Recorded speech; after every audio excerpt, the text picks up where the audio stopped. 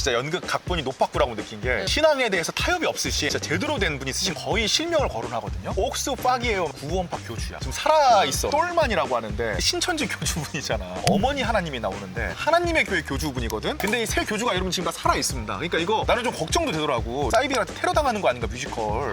근데 이 두하디라 지역 나왔을 때 둘 다 엄청 찔려가지고 끝나고 아 이거 우리에게 하는 얘기 같았습니다. 막 서로 이제 얘기하기도 막 하고. 감사하게도 광야아트센터에서 초청해 주셔가지고요. 저희가 뮤지컬 요한계시록 보고 왔습니다. 사실 거기 이제 뮤지컬 문화선교사님들을 통해서 이루어지잖아요. 그래가지고 이제 보면서 좀 마음이 아픈 부분도 있고 조금 존경스러운 부분도 있고 그랬습니다. 예린 씨는 좀 어땠나요? 뮤지컬을 보고 작품이 너무 좋았었어가지고 다른 작품들이 궁금해지더라고요. 그래서 또 이제 기회가 되면은 가서 봤으면 좋겠다라는 생각을 했었고 남녀노소 다 즐길 수 있는 그런 작품인 것 같아서 기회가 되면 많은 사람들이 한 번이라도 봤으면 좋겠다라는 생각을 했어요. 물론 이제 기독교 문화 시장이 이제 발전하지 못하는 이유가 사실은 재정적인 부분이 크거든요. 왜냐하면 시장 규모가 너무 작고 또 기독교인들 자체도 이제 기독교 문화 시장에 돈을 안 써요. 그러다 보니까 점점 발전하지 못하고 세상과 격차가 날 수밖에 없기 때문에 사실 이 영상 보시는 많은 분들이 기독교 문화 사역을 하시는 분들 많은 분들이 정말 헝그리하게 사역을 이어가고 있다는 걸 정말 좀 기억을 해주셨으면 좋겠고 기독교 문화 사역에 정말 많은 관심과 애정이 좀 필요하다. 이제 그런 말씀을 드리고 싶어요. 그럼에도 불구하고 뮤지컬 요한계시록 설명회이기 때문에 이거를 막 그냥 우리가 무작정 좋게 얘기할 수는 없습니다. 그게 이제 기독교 문화 시장을 더 망칠 수가 있으니까 단점도 얘기해주고 잘하는 부분이 있으면 응원도 해주고 우리 기독교에서 나왔다고 해서 무작정 막 잘한다 막 이렇게 해주면은 그게 오히려 더 실력이 없게 만드니까 아무튼 요한계시록 설명회 한번 시작해볼게요. 일단 대략적인 스토리는 왕자님을 기다리는 에클레시아라고 하는 소녀의 이야기. 에클레시아라는 단어를 해석하면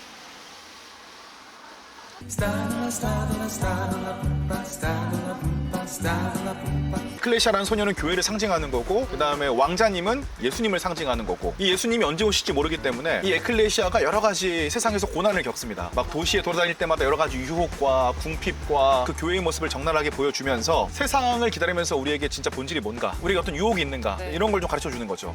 결국 사람이라고 이제 얘기를 하자면 완전할 수가 없구나, 연약한 존재구나라는 거를 저를 빗대어서 많이 바라봤던 것 같아요. 그러니까 우리가 성경에 나오는 이제 교회라고 하면 뭔가 완전하고 완벽한 교회를 생각할 수 있는데 여전히 유혹에 흔들리는 우리 개인을 설명해줬다. 근데 그 에클레시아라고 하는 소녀 옆에서 에클레시아를 중심을 잡아주는 존재가 있어요. 파라클레토스 해석하면 성령님. 네, 뭐 변호사 뭐 이런 말로 쓰이는 헬라어 단어인데 성령님의 이제 견인을 뜻한다. 근데 이제 그걸 보면 처음에 좀 불편한 부분이 있었어요. 삼위일체 하나님은 완전하게 동등이시면서 위격이 이제 다른 건데 거기서 파라가 왕자님이 보낸 종으로 이제 본인을 이제 표현을 해가지고 뭔가 성령님이 예수님보다 위격이 아래인 것 같은 이제 그런 뉘앙스를 조금 풍겨서 저는 일단 집중하고 봤습니다. 어떻게 이거 신학적으로 잘 풀어가는지 보겠다. 근데 관객 입장에서 봤을 때는, 목회자 입장에서 봤을 때는 그렇게 이해할 수 있는데 에클레시아가 너무 의지를 하잖아. 의지를 하기 때문에 나는 저거 우상 숭배 아닌가? 라는 생각이 들었어요. 파라클레토스가 성령님이라는 걸 몰랐구나. 사람으로 표현되어 있으니까.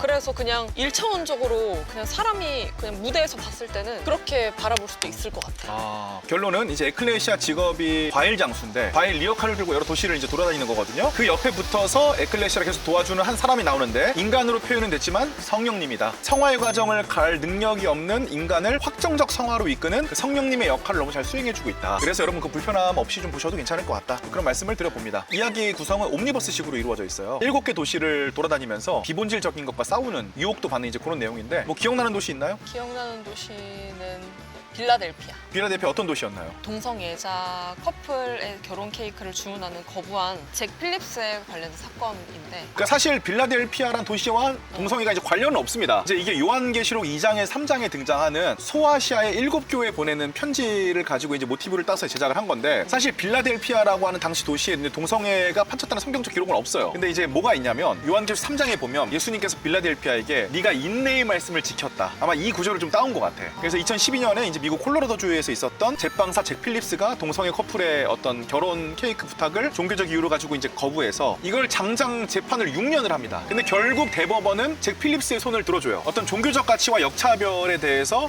얘기를 할 것이냐, 동성애를 허용하는 부분은 차별금지법에 대해서 얘기를 할 것이냐. 당연히 기독교는 차별금지법에 대해 반대한다고 생각합니다. 동성애만 죄는 아니야. 물론 거짓말도 죄고 교만도 죄고 여러 가지가 죄인데 성경에 기록되어 있는 죄 중에서 예를 들어서 거짓말을 합법적으로 이제 차별금지법으로 거짓말하는 사람을 우대 정리하도록 한다. 이렇게 얘기하는 건 우리 입장에서 잘못된 거라고 이제 보는 것처럼 동성애가 인정되는 쪽으로 법제화되는 걸로 이제 우리가 어렵다고 이제 보는 건데 난 이제 이걸 보면서 와 이거 진짜 노파꾸구나 이런 부분 좀 느낄 수 있었어. 사실 군중 심리가 되게 무섭잖아요. 그렇게 와가지고 막 핍박받고 많은 소리의 아우성에도 불구하고 하나님의 어떤 말씀을 지키려고 하는 그런 인내심이 되게 돋보였던 장면들을 봤을 때 나는 과연 저럴 수 있을까? 나는 하나님 앞에 저 말씀을 지킬 수 있을까?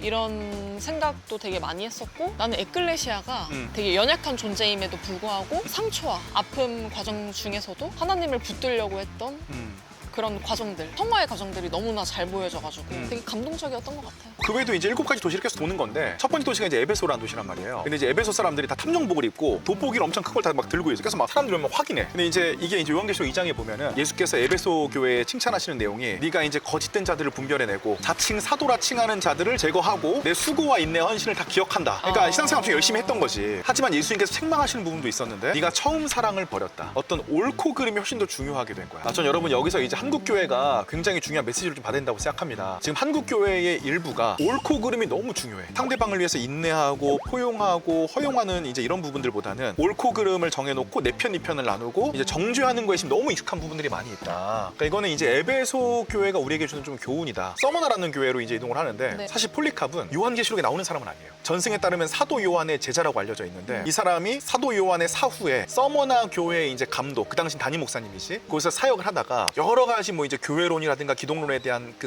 폴리캅의 편지들이 아직 남아 있어. 굉장히 신학적으로 철저한 사람이었고, 근데 이분이 86세에 화형을 당합니다. 이 기록들에 따르면 지금 잠깐 한 번만 예수님을 부인하십시오. 그러면 풀어드리겠습니다. 그때 다시 신앙생활 하십시오.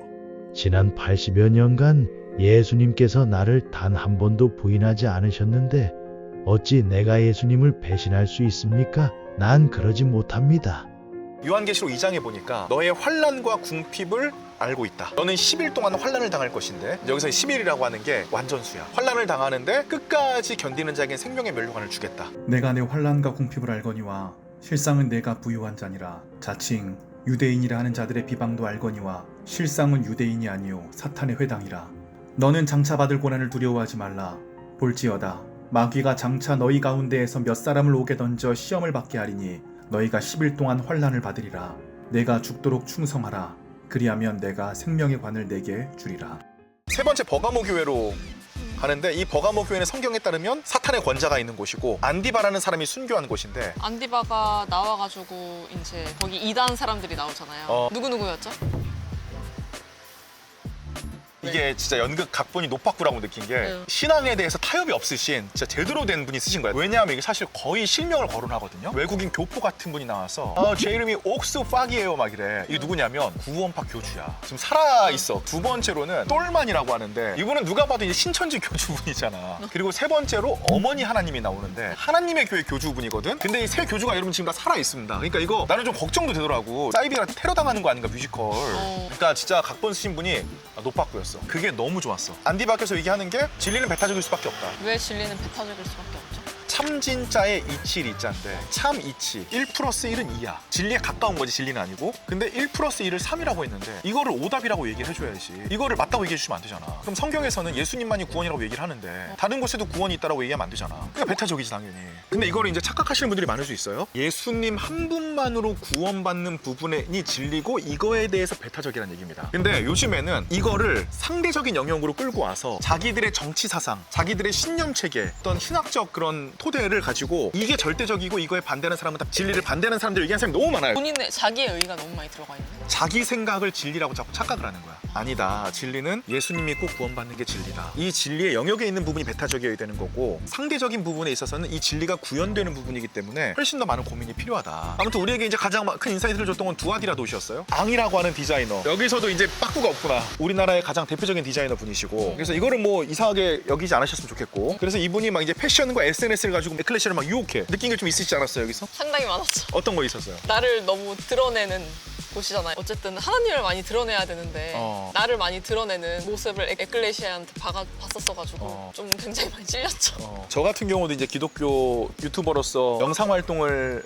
유튜브와 인스타에서 하고 있는데 또 이제 동료인 김성경 목사님이 그날 같이 오신 거야. 둘 다 이제 인스타에서 활동을 하잖아. 근데 이 두 하디라 지역 나왔을 때 둘 다 엄청 찔려가지고 끝나고 아 이거 우리에게 하는 얘기 같았습니다. 막 서로 이제 얘기하기도 막 하고 나는 이제 그 다음 도시가 가장 인상적이었거든. 4대 교회인데 요새로 만들어져 있고 외부 사람들이 오는 걸 막 엄청 꺼려. 여기 너무 재밌어. 막 한 사람 한 사람씩 나만 혼자 있을 거야. 나만 혼자 있을 거. 나만 혼자 있을 거야. 나는 그것들이 진짜 요즘 교회를 보는 것 같았어.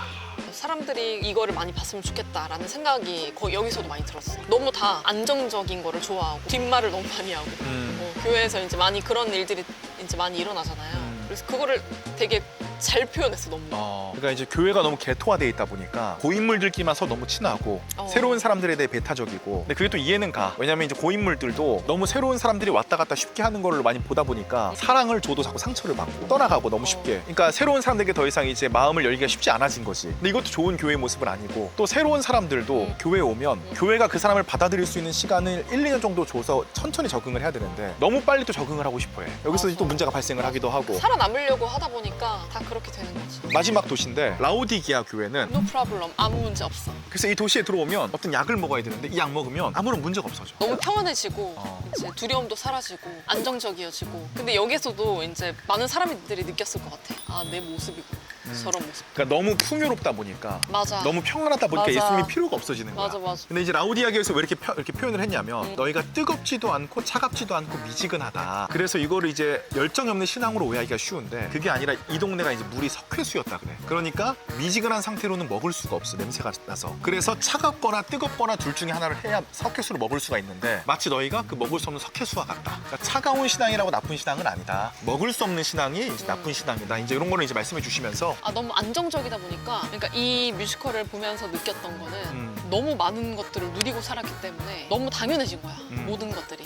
그래서 그 감사함을 잊어버리고 살았구나. 그 감사함도 어쨌든 내가 당연하게 느낄 수 있는 건데 내가 어떤 환경에 있느냐에 따라서 감사함을 잊어버리더라고. 나는 열정을 좀 잃어버린 것 같다는 생각도 좀 했었어. 근데 이제 좀 회복하면서 열정이 다시 살아나고 있어서 다시 한번 좀 하나님 앞에 욕심도 좀 가져보고 열정도 가져봐야겠다 생각을 하고 있어가지고요. 라오디게아 보면서 좀 그런 생각들을 좀 했다. 저에게 있을 뮤지컬 요한계시록은 진짜 빠꾸 없는 뮤지컬이었다. 진리에 대해서 타협하지 않는 그 컨셉을 가져가기 위해서 정말 여러 가지 요소를 다양하게 넣으면서도 그 어떤 중심적인 핵심 요소를 잃지 않았다. 유일한 단점은 7개 도시를 도는 옴니버스식이었기 때문에 지루함을 완전히 피할 수는 없었는데 요한계시록 뮤지컬 이런 분들한테 추천한다. 안 믿는 분이나 전도 대상자들은 조금 극단적이다라고 느끼실 수 있을 것 같아. 근데 이제 서로 믿는 연인들끼리 함께 하면은 너무 재미있게 관람할 수 있을 것 같고 가족들이 봐도 너무 좋을 것 같아요. 왜냐면 아이들이 보기에도 너무 잘 표현을 해줬어. 요한계시록은 사실 말들이 어려서 잘 안 읽잖아요. 좋은 질문. 이 정도까지 알고 가시면 좋다. 요한계시록 2장 3장에 등장하는 7개 도시를 돈다는 컨셉이 시작된다는 걸 알았을 때 이거는 모르시는 분들이 볼 때는 좀 진입장벽이 있지는 않을까. 나 같은 경우는 각 도시에 대한 어떤 기본적인 사항이 머릿속에 있기 때문에 이해하기 쉬울 수 있는데 아닌 분들은 안 그럴 수도 있잖아. 근데 자기는 일단 기본 지식 없이 봤잖아. 기본 지식 없이